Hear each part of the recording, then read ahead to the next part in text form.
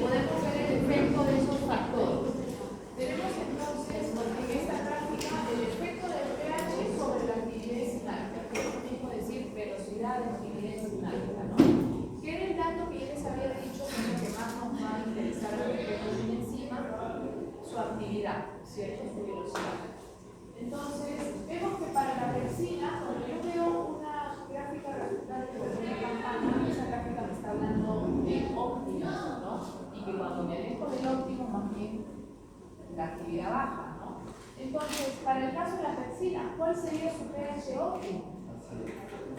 Estamos viendo que el tope hacia abajo, 1 punto y algo, ¿no? O sea, un pH óptimo es su pH de mejor actividad, ¿no? Se presenta, claro, y el ácido clorhídrico, ¿no? Ustedes están pensando, claro, por eso es que necesitamos que se sintetice también a nivel estomacal ese pH ácido mediante el ácido clorhídrico para que esta pueda ser activada, ¿no? Después, para el caso de la ureasa, eso más bien está alrededor de 6,5, 7 prácticamente, ¿no? Prácticamente neutral. Para el caso de la quinasa, ahí más bien alcalino, ¿no? 10, casi 10. Entonces podemos decir con esta gráfica que toda enzima tiene un pH óptimo de explosión, que cuando nos alejamos de ese pH óptimo, la actividad baja, ¿no es cierto? La actividad baja.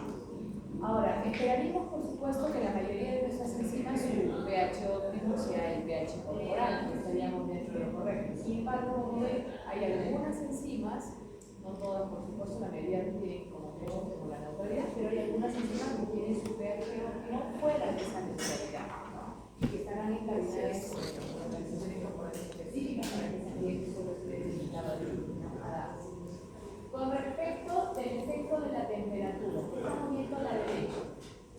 Cuando yo veo una gráfica así, que va en ascenso, luego el ascenso es exponencial, digamos, y luego llega un toque y luego se cae, también estamos viendo que diríamos, ¿no? Que conforme vamos aumentando la temperatura, aumenta la velocidad, vamos hacia arriba, ¿no? Lo que es actividad, aumenta la actividad enzimática, la velocidad de esa reacción, hasta que llegamos a esa temperatura que llamamos óptima, ¿no? Y si me paso de esa temperatura óptima, más bien, ¿qué va a suceder? Voy hacia el otro lado, ¿no? Me cae. Claro, ¿por qué se cae esa actividad identificada todavía, ¿no? ¿Por qué se cae? Como dice su compañero, entendemos que se está utilizando allí ya una temperatura que resulta ser desnaturalizada. Ya nosotros creemos que una enzima desnaturalizada no va a poder funcionar, pues, la última, sí, tú podrías utilizar, por ejemplo, un termostato, ¿no? Y la mantienes allá encima de esa temperatura. O sea, la función encima se mantiene por un tiempo. Sí, se mantiene. Mira si tú le das, se mantiene todo el rato que tú quieras hasta que, claro, ya verás. la proteína se vaya a degradar, pero por otros factores, ¿no? Por su propia naturaleza orgánica, ¿no? Y por supuesto que ya estarán ustedes pensando que la mayoría de nuestras enzimas corporales tienen una temperatura óptima que está dentro de nuestra temperatura corporal, ¿no es cierto? Sin embargo, acá abajo vemos el caso de una enzima particular, vemos acá las muestras, ¿no? Con pH de temperaturas óptimas por de los 37 grados centígrados, pero también veo otro caso, ¿no? Enzimas de organismos que más bien su temperatura óptima está alrededor de los 70 y algo, ¿no? 72, 74 grados centígrados, una temperatura bastante alta. Estas enzimas, ¿a qué bacterias pertenecen? A las bacterias de Thermophilus acuáticos. Estas bacterias son bacterias que se descubrieron que vivían en las aguas termales y que esto demostró entonces que hay organismos que han podido adaptar su metabolismo a esas temperaturas, ¿no? Cualquier otra bacteria, las de nuestra flora y las típicas patológicas nuestras, digamos que nos atacan, no superan, no sobreviven a esas temperaturas, ¿no? Los más pocos organismos vivos en realidad. Pero estas bacterias sí, se han adaptado, o quizás no que se han adaptado, sino que hay teorías al respecto de ellas, ¿no? Que nuestro planeta primitivo originalmente tenía esos climas extremos, temperaturas extremas, ¿no? Y más bien ellas se han quedado viviendo en ese ambiente, ¿no? De elevadas temperaturas. porque el hombre, descubriendo esta característica excepcional, ha desarrollado metodologías que las pudieran utilizar a nuestro favor. Una de esas metodologías es la PCR, que todo el mundo se estuvo haciendo ahora con el tema de la pandemia, ¿se acuerdan? Que iniciamos con las determinaciones inmunológicas, ¿no? Nos hacían la cuantificación de inmunoglobulina, ¿no? Y después pasamos a que no, la práctica más fiable era la reacción en cadena de la polimerasa, ¿no? En esa técnica se utiliza un equipo que se llama un termociclador, que nos va a permitir, como tiene un termostato, nos va a poder programar el tiempo de exposición a diferentes temperaturas que vamos a querer darle al sistema que coloquemos dentro. Entonces, en esta práctica se utilizan pequeños oligonucleótidos del gen que queremos identificar su presencia en una mezcla de ADN diversa de pacientes. Por ejemplo, quiero saber si ese agente está incluido dentro de su sangre, digamos. Entonces saco la muestra, coloco, ya se conoce la secuencia nucleotídica de ese agente, entonces se van a elaborar unos primers, que son unas pequeñas secuencias que corresponderían a los extremos de su código genético de ese agente, y se colocan nucleótidos, o sea, los ladrillos, para que esta polimerasa luego pueda ensamblar. Y si es que está presente, como les digo, ese agente, se va a poder dar la replicación, ¿no? Porque vamos a, colocándole los extremos, si está la secuencia correcta, va a poder la polimerasa poder hacer esa elongación, y vamos a encontrar después de unas horas producto, incluso cantidades importantes. Si ese agente viral no está en la sangre, por más que coloquemos los primers, que sabemos que sí son para ese agente, y no crece, es que no había cadena complementaria para poder copiar. Es decir, que no estaba ese virus en la sangre de la persona. Entonces, para favorecer que los primers se unan, se necesita una temperatura. Para facilitar que se dé la polimerización utilizando la Taq polimerasa, necesito poner las temperaturas altas, porque es la polimerasa 6, ¿no? Para primero poder al agente supuesto que está en mi agente viral, que está supuestamente en mi suelo, separarlo para que cada cadena se pueda copiar, necesito desnaturalizar. Entonces, por eso, dentro de este procedimiento tiene que variarse a temperaturas de 56 grados centígrados, pasarse a 72 grados centígrados y nuevamente bajarse, ¿no? Pero eso, si hubiéramos trabajado con enzimas nuestras, no hubiera podido sobrevivir la enzima, ¿no? En cambio, trabajando con la Taq polimerasa, que sí resiste esto, se puede programar el sistema para que dé una replicación y dé otro ciclo de lo mismo, ¿no? O sea, vuelva a dar la temperatura favorecedora para que ya se replicó, se vuelva a separar, se vuelva a copiar y se generen más copias, ¿no? Y otra vez otro ciclo para poder obtener cantidades medibles, ¿no? Para un equipo. Ya saben que para análisis genético se necesita una cantidad relativamente buena de muestra, ¿no? Así que esa técnica de la PCR aprovechó esta ventaja, ¿no? Del descubrimiento de estas bacterias termófilas.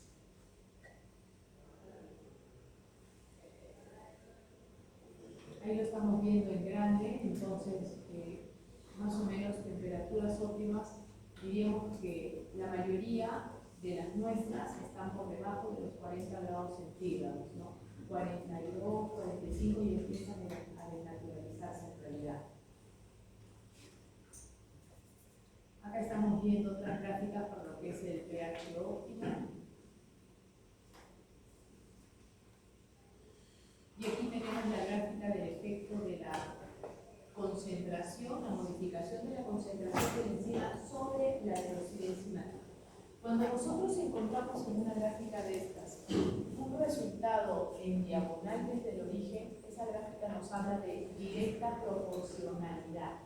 Quiere decir que si yo dupliqué la concentración de la enzima, ¿qué encuentro como resultado? Que también dupliqué la velocidad, ¿no? Si tripliqué, también encontré que tripliqué la velocidad, directamente proporcional. Y tiene lógica, ¿no? Porque si nosotros nos imaginamos una reacción enzimática como un trabajador que va a poner una pared de ladrillos, cuando yo le dé los ladrillos, y solo necesitara los ladrillos y no todo lo que necesita, entonces la enzima sería mi trabajador y el sustrato sobre el cual va a actuar, que va a colocar, sería los ladrillos, ¿no es cierto?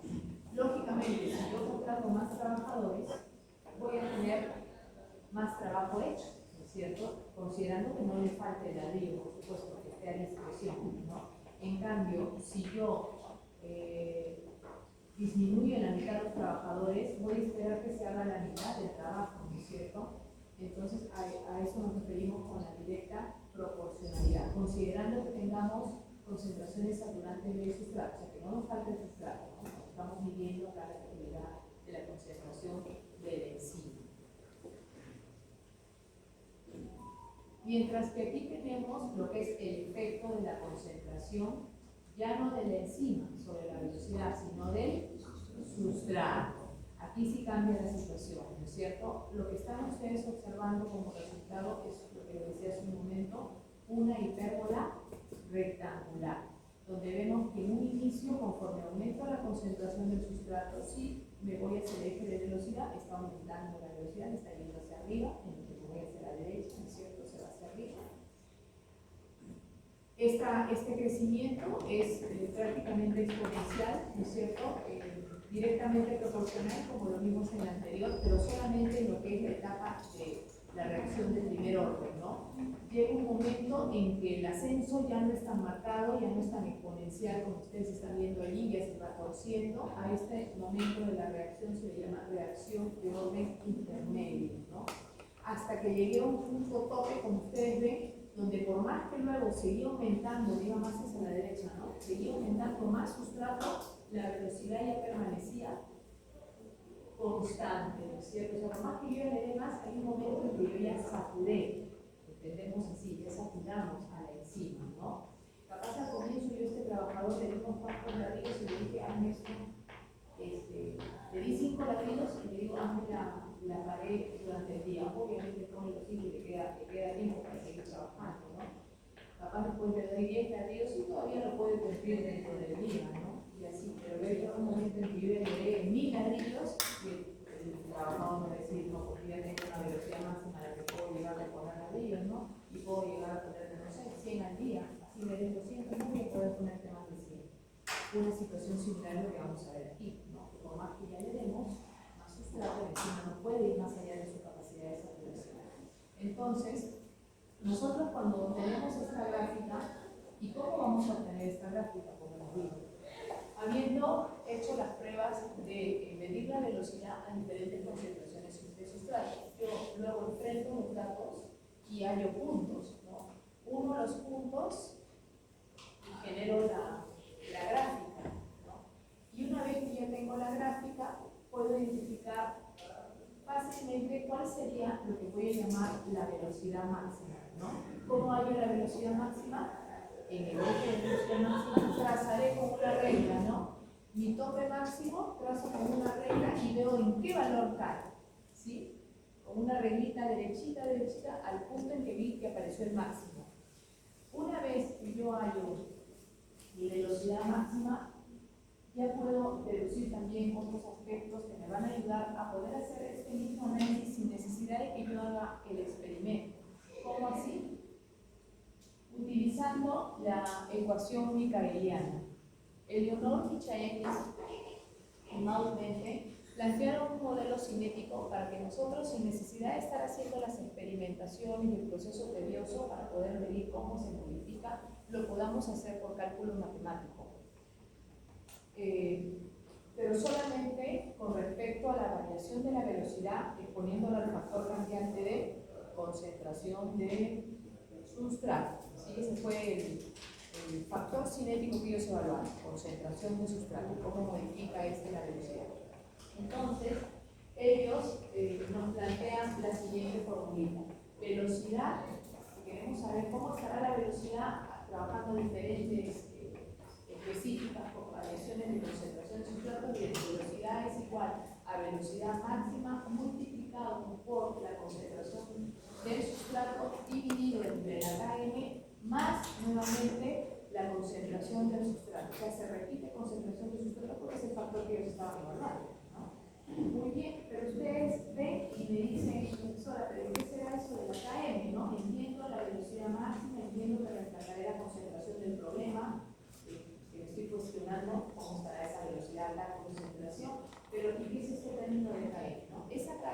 una constante micaeliana que plantea Michel y que va a derivar de lo siguiente.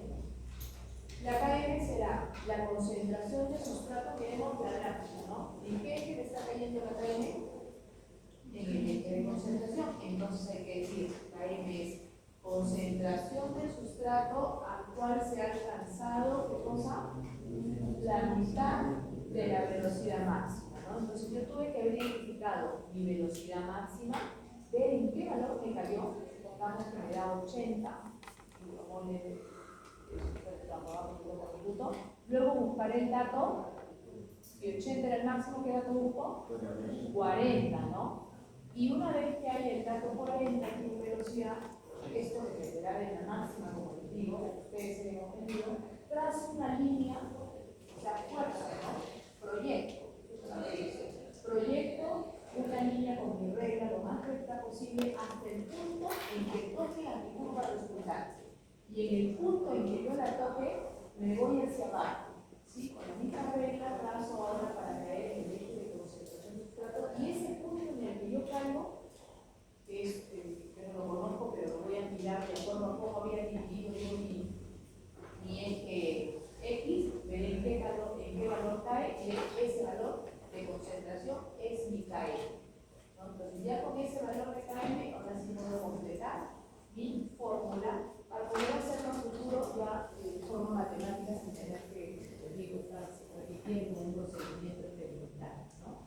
Y puedo trabajar con varias incógnitas, ¿no? A tal concentración, a una concentración más bien que sea doble, que voy viendo cómo se va modificando, ¿cierto?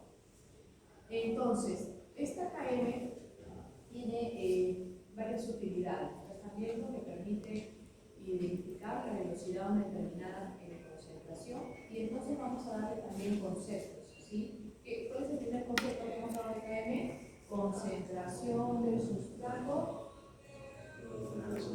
a la cual se alcanza la mitad de la velocidad máxima. Pero también la KM es un valor, es una constante que para el caso de aquellas enzimas que tienen varios sustratos posibles, unos pocos, nos puede representar, nos puede indicar la afinidad que tiene esa enzima por sus sustratos dados, es decir, a cuál prefiere más, encontrarse con todos ellos, con cuál se uniría con mayor tendencia, a cuál metabolizaría más, para el caso de los que tienen varios, por supuesto.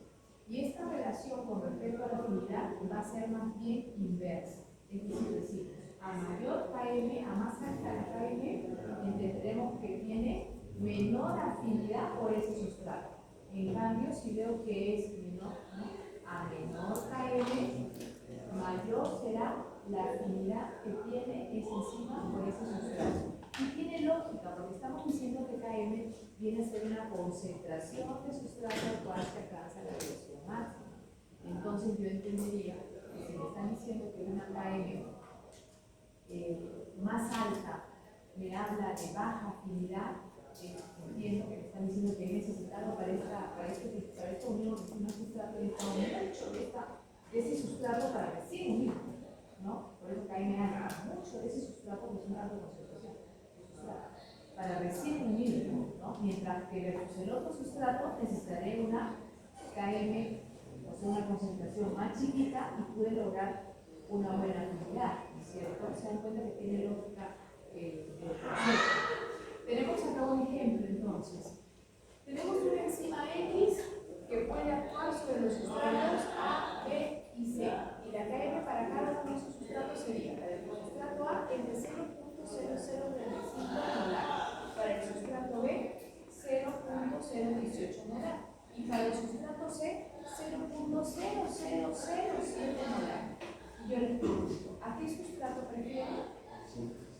Al cero, ¿no es cierto? Porque esa KM es la más baja, ¿no? Por lo tanto, me habla de mayor afinidad.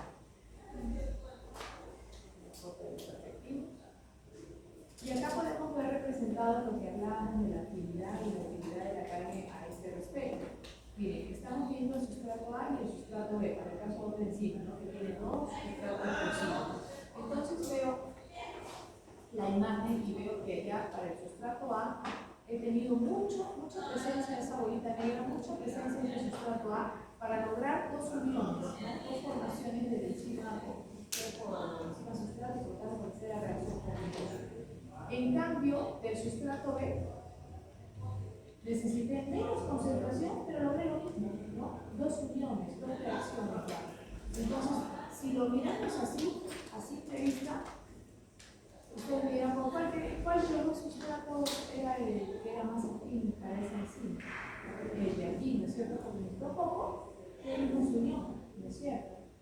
Entonces, por eso va de la mano con lo de concentración más baja, la cual produce mayor afinidad, ¿no?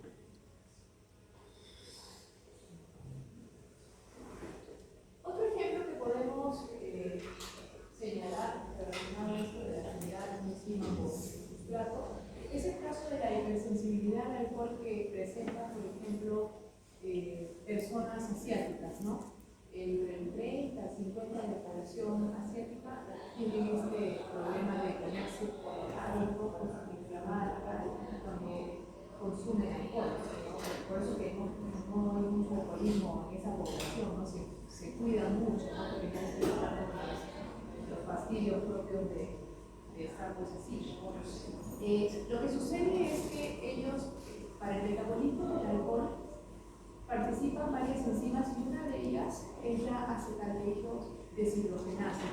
Entonces, esta acetaldehído deshidrogenasa se presenta en dos formas, la tipo 1 y la tipo 2. La tipo 2 es la que tiene mejor afinidad por el acetaldehído y por lo tanto lo puede ayudar a metabolizar más rápidamente. En cambio, la tipo 1 es más flojita, ¿no? Tiene menos afinidad. O sea, ¿cuál tiene más? La KM, ¿de cuál de las dos sería más baja? La de la tipo 2. Pero lamentablemente, en esta población asiática, como les señalaba, hay personas, bastante frecuencia, que no tienen una buena cantidad de la isoforma tipo 2, tienen deficiencia de esa isoforma tipo 2 y por lo tanto no se puede metabolizar correctamente el acetaldehído. Ese acetaldehído se empieza a acumular y estimulará la generación de histamina, y esa histamina tiene un efecto vasodilatador importante y le genera el flujo facial y la taquicardia, que tampoco va a ser una situación muy cómoda, ¿no? Qué bueno sería que acá sucediera un poco de eso. Porque como que nos pasamos a veces del consumo, sin querer queriendo. Burke fue otro bioquímico que también estudió la variación de la velocidad enzimática en base a la modificación de la concentración de sustrato, pero él notó que si nosotros trabajamos con los valores inversos del estudio de la velocidad de concentración de sustrato, podríamos encontrar una KM más exacta, ¿sí? Una KM más exacta. Lamentablemente el procedimiento se vuelve mucho más laborioso porque cada dato que tengamos de velocidad y de concentración de sustrato para hacer nuestra gráfica hay que dividirlo previamente uno entre, ¿no? Entonces hay que hacer esa operación previa, inclusive hay que homogenizar los exponentes porque van a salir valores de 0,00. Trabajar así es complicado, ¿no? Después que empieza algo, empieza algo. Y entonces, luego tengo que hacer mi gráfico también con los inversos. Entonces, si en el ploteo simple, que es el ploteo que ustedes vieron, el hipérbola rectangular, que es el simple, en este eje aquí encontraba a la velocidad, ¿cierto? Ahora encontraré al inverso de la velocidad enzimática, ¿no? En este eje, en el ploteo simple, aquí encontraba concentración de sustrato. Ahora aquí encontraré el inverso de la concentración de sustrato, ¿no? El punto en el que el ploteo simple cortaba a este eje, que era el punto en que lo cortaba, era la KM. Así que ahora el punto en que lo corte será el inverso de la KM. Pero como ustedes ven, como proyectamos hacia el lado izquierdo negativo, entonces en realidad debería ser el punto en que corte el inverso de la KM negativo, ¿no? Menos 1 sobre KM es el punto donde corta. Quiere decir que cuando yo no vea el valor donde cortó, voy a tener que hacer una pequeña operación, ¿no? simplificar esta ecuación, ¿cierto? Es decir, menos 1 sobre K es igual a 0, qué sé yo, por 10 a la tanto y tengo que despejarlo de. También esto es un poquito más laborioso. ¿Y cómo hacemos esto? Entonces, como les dije, nuestros valores que tengamos, tanto de velocidades como de concentraciones de sustrato variadas, primero vamos a tener que dividir uno entre cada uno de esos valores en nuestra tablita por colocarlos al lado, y en base a esos valores, el mínimo y el máximo que yo encuentre, hago mis ejes, ¿no? Pero en este caso, para esta gráfica, el eje Y no lo van a poder poner en la esquina, porque sabemos que nos vamos a proyectar y le va a faltar papel. Tendrían que hacerlo más o menos al medio, ¿ya? Si es que hacemos esta gráfica, ya saben que acá la línea va al medio. Entonces comenzamos mirando nuestros datos, el más alto y el más bajo, y digo, bueno, mi escala tiene que ser donde yo puedo ubicar este valor bajito y también donde puedo ubicar el valor grande, el máximo que he obtenido. Y de acuerdo a eso yo separaré y consideraré rangos de corte aquí. Supongamos, si yo tuviera valores en este verso de concentración de sustrato, voy a dar un valor que no, en realidad no vamos a encontrar esto, pero supongamos, encontrar valores de 6, 8, 3, 9, obviamente mi escala la voy a hacer hasta el 10, ¿no es cierto? Entonces, yo sé que mi máximo va a ser 10, entonces yo puedo decir 5 cuadraditos de mi papel milimetrado puede ser a 1, otros 5 cuadraditos de los medianitos que simulan el cuadriculado de un cuaderno cuadriculado, será, aquí tendré que poner 10, ¿no? Aquí tendré que poner 15, estoy poniendo que esa cantidad de cuadraditos me da eso. Yo no podría poner lo que se me ocurre ahorita. 5 cuadraditos a 5 y luego pongo otros 5 cuadraditos y pongo 6. No, pues si acá lo que estoy considerando que 5 cuadrados es 5, lo correcto es que otros 5 me sumen 10, ¿cierto? Esa parte de la ejecución de la escala es bien importante porque si no mantienen la correcta proporcionalidad, entonces el gráfico les va a salir totalmente mal.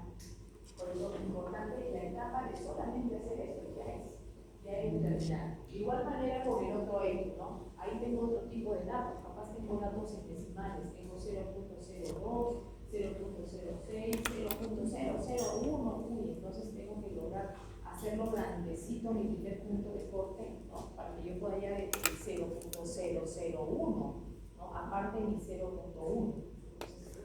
Marco bien los espacios amplios para luego poder hacer subdivisiones internas, porque cuando yo proyecte tengo que ver exactamente dónde está cayendo. Si hice mi proyección muy angosta, muy pegadita, entonces cuando caiga en realidad no sé dónde está cayendo, ¿no? Porque está todo apretado, los datos de separación internos están bien apretados y no logro definirlos bien.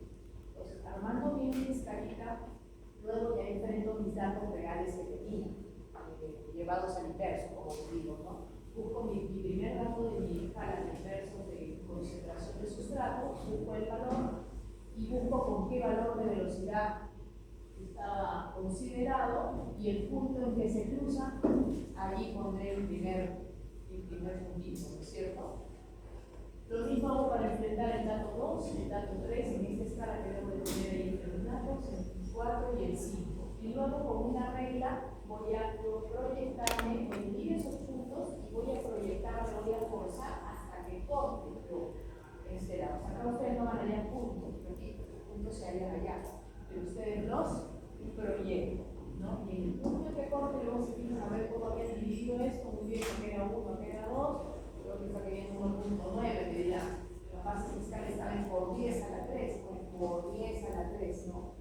No olvidarse si el fiscal estaba por 10 al largo, no van a poner solamente 1.9, porque 1.9 no es igual que digamos 1.9 por 10, digamos a la menos 3, ¿no? Y eso en realidad es un 0,009, así que no olvidarse de ese fiscal. Y así podemos hallar, como les digo, la KM, también por fórmula, en este caso aplicamos la de los inversos, 1 de velocidad, el cual KM es la velocidad máxima, multiplicado por 1 sobre concentración de sustrato, más 1 sobre velocidad máxima. Pero para el bloqueo de los inversos no se suele aplicar tanto la ecuación, más se suele utilizar el bloqueo simple, como les digo, y la clásica también del bloqueo simple, porque la diferencia de cambio de exactitud es mínima, ¿no? Tampoco es tan. O sea, como el bloqueo simple no nos encontró una regla absolutamente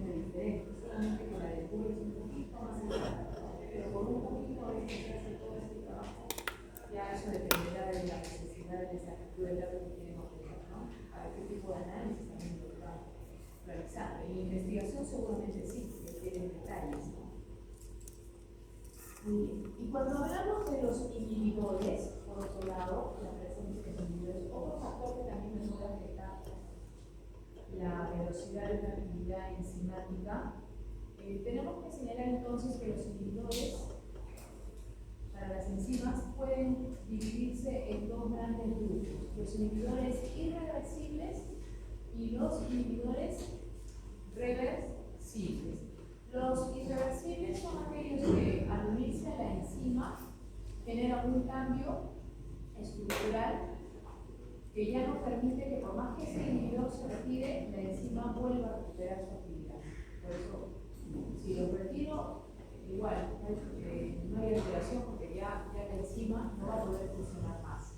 Ese es el caso, por ejemplo, de la iodocetamina para el caso de enzimas azufradas, y tenemos el caso de la diisoprotilfosfato para las enzimas acetilcolinesterasa, que vienen a ser irreversibles, ¿no? Una vez que se unen, este último, el diisoprotilfosfato, son organofosforados que están, por ejemplo, en pesticidas, ¿no?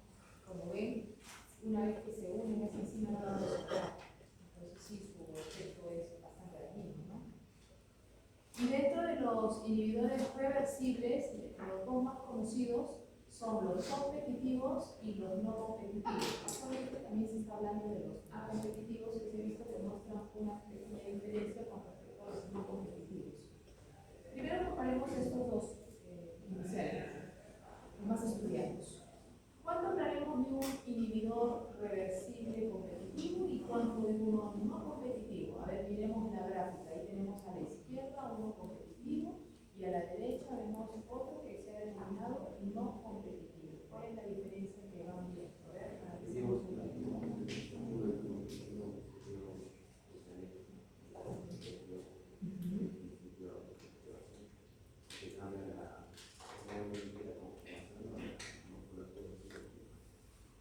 Correcto, o sea que el no competitivo lo están viendo que se está uniendo a un sitio diferente del sitio activo, ¿no? Incluso tiene una forma diferente del sustrato. En cambio, en el inhibidor competitivo sí veo que algo en común tiene con el sustrato original, y es por eso que su sitio de embone va a ser el mismo sitio activo. Entonces ahora entendemos por qué le llaman competitivo, ¿no? Porque ambos compiten por el mismo lugar de unión. O sea, este inhibidor se parece mucho químicamente al sustrato original de la enzima, y ese parecido nos genera un problema, porque se puede unir en ese sitio, ¿no? Y afectar a la reacción que yo esperaría se dé de manera natural. Por eso son competitivos. En cambio, el inhibidor no competitivo no tiene una forma parecida al sustrato original, por lo tanto no tendría por qué unirse al sitio activo, porque hemos dicho que también se requiere forma y carga parecida. Este no tiene la forma para empezar, así que se une a un sitio diferente, ¿no? Se une a un sitio diferente, pero igual su unión me genera inhibición de la reacción, ¿no? Me genera inhibición de la reacción, para algo son inhibidores. Claro que ambos, si son retirados, la enzima puede recuperar su actividad, ¿no? La enzima puede recuperar su actividad. Ejemplo de competitivo, el talonato para la enzima succinato de cilogenasa, que también está en la constitución de la cadena transportadora de electrones. Y en el caso de no competitivo, tendríamos el caso del cianuro para la oxidasa también de la cadena respiratoria.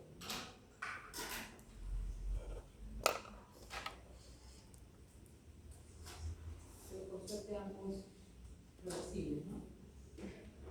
Acá tenemos una tablita comparativa entre el efecto de un inhibidor competitivo y uno no competitivo, y también vemos cómo se afectarían las gráficas del proteo simple y también al proteo de los inversos de luz, cuando este tipo de inhibidor está presente. Entonces, ya habíamos dicho que en el caso competitivo hay una semejanza estructural, por lo tanto se une al sitio activo, y al sitio activo bloquea la reacción.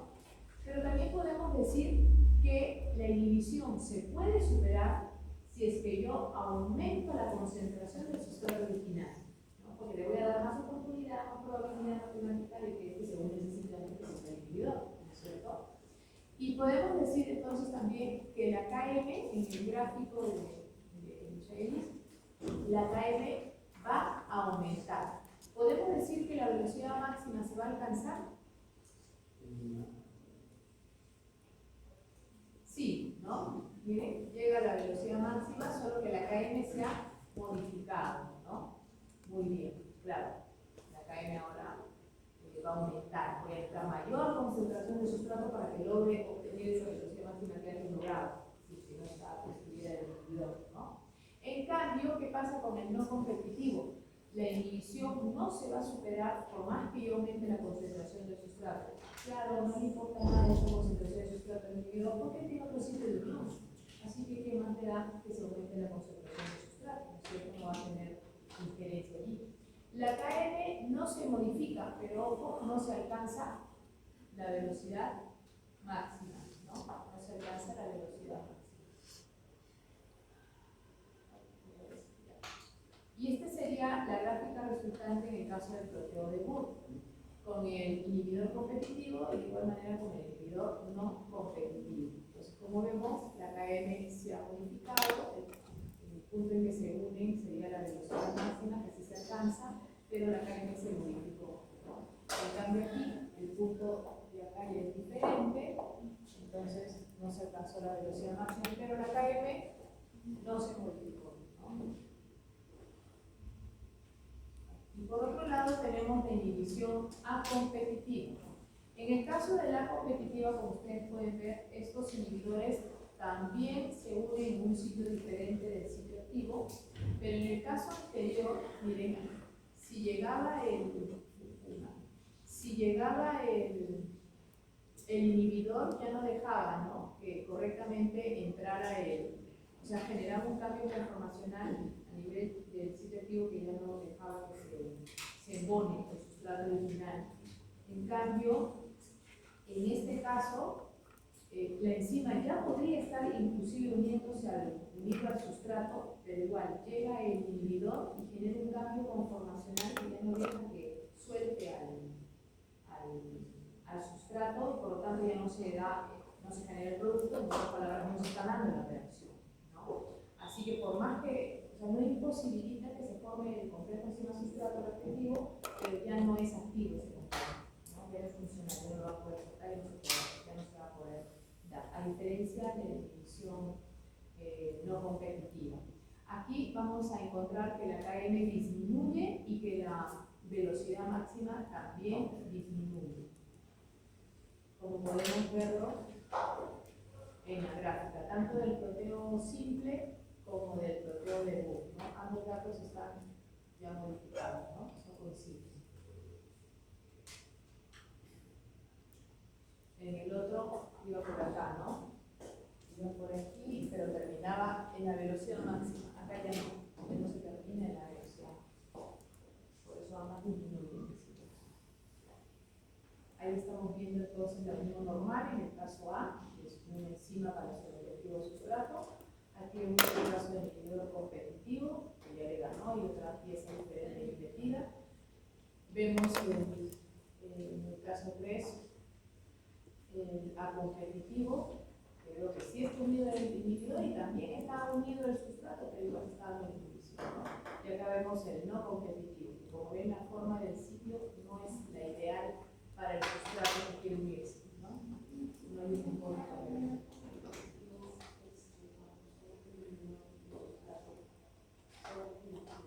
Sí, no va a poder tampoco soltar. Afecta la reacción. No se entrega la información a todo el mundo. Y un tipo de inhibición no competitiva, en el caso de una enzima alostérica, sería la inhibición que se conoce como feedback o retroalimentación. Un sistema de inhibición que tiene cierta frecuencia en varias de nuestras vías metabólicas, donde decimos que el producto final de una vía metabólica puede bloquear la actividad de otra enzima de la misma parte de la misma vía, pero que suele ser una de las enzimas iniciales.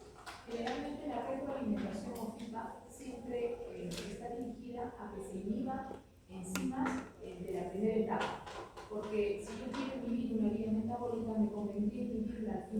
lo comienzo?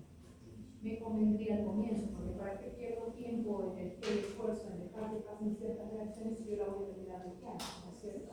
Entonces suele ser, no es regla, pero suele ser que por feedback son las primeras enzimas las que se suelen inhibir.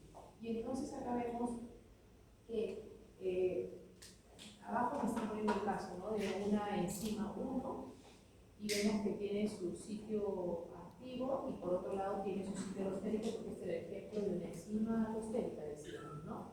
Entonces, cuando el producto, miren, el producto B de esta vía metabólica, ¿no?, de un sustrato inicial A se convierte en otro sustrato B por acción de una enzima 1, luego B se convierte en otro sustrato C por acción de la enzima 2. Ya los del medio empezamos a llamarles intermediarios metabólicos también, para no confundir con el sustrato original. Y luego este intermediario C, este sustrato, enfóquense así, por acción de enzima 3 se convierte en el producto D. Pero este mismo producto D, como ustedes pueden ver, puede unirse, o sea, puede actuar como un modulador inhibidor a la enzima 1 de esta misma vía metabólica, modificando su sitio activo de tal manera que ya no puede otra vez trabajar esta vía, ¿no? O sea, esta enzima no va a poder trabajar y como bloqueo la primera que es la reguladora, toda la vía metabólica ya no se necesita de ella, ¿no? A eso se le llama exacto, que el producto de la misma vía metabólica, cuando está en altas concentraciones, puede resultar ser inhibidor de la misma vía, ¿no? ¿Por qué? Porque puede afectar en esas altas concentraciones, actuar como inhibidor de una enzima primaria de la vía metabólica, ¿no? Por eso les digo que no es que todas las vías metabólicas tengan ese sistema, algunas tienen ese sistema donde la concentración en que se encuentre ese producto podría actuar de manera negativa, más bien, ¿no? Negativa e inhibiente. Es el caso por algunos neurotransmisores. Acuérdense que cuando hablamos del tema de comunicación celular, decía algunos neurotransmisores, cuando se acumulan, después que la neurona lo sintetizó, ella también tiene receptores para ese mismo neurotransmisor que libera, y cuando sus receptores se copan del mismo neurotransmisor que ella ha generado, eso ya lo entiendo como una señal de detente, porque por algo se está acumulando, o sea, no se está utilizando. Así que depende de sintetizar todo ese neurotransmisor, ¿no? En ese caso sobre sí misma, más bien, ¿no? Pero bien, si quieres una tercera enzima que ha actuado para que bloquee a una primera en la misma célula, en este caso, que hablamos de célula, ¿no?, que está generando